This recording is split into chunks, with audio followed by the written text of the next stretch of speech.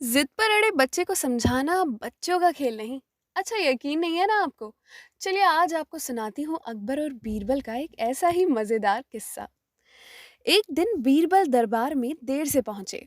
जब बादशाह ने देरी का कारण पूछा तो उन्होंने बताया, मैं क्या करता हुजूर, मेरे बच्चे आज जोर जोर से रोकर कहने लगे कि दरबार में ना जाऊं। किसी तरह उन्हें बहुत मुश्किल से समझा पाया कि मेरा दरबार में हाजिर होना कितना ज़रूरी है। इसी में मुझे काफ़ी समय लग गया और इसलिए मुझे आने में थोड़ी सी देर हो गई।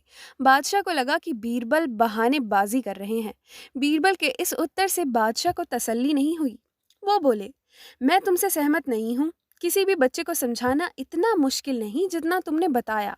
इसमें इतनी देर तो लग ही नहीं सकती।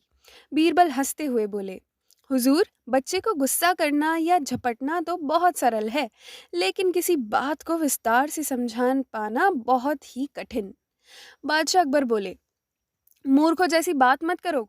मेरे पास कोई एक बच्चा लेकर आओ। मैं तुम्हें दिखाता हूँ कि कितना आसान है ये काम।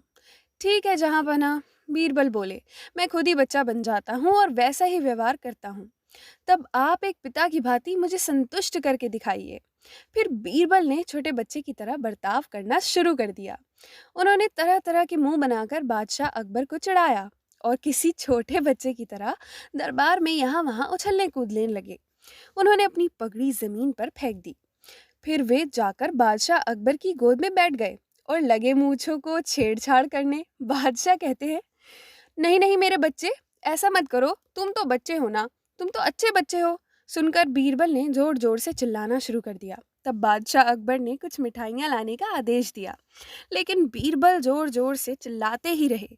अब बादशाह परेशान हो गए, लेकिन उन्होंने धैर्य बनाए रखा। वह बोले, बेटा खिलौनों से खेलोगे? देखो कितने सुंदर खिलौने हैं। बीरबल रोता हुआ बोला, नहीं मैं तो गन्ना खाऊंगा। बादशाह अकबर मुस्कुराए और गन्ना लाने का आदेश दे दिया।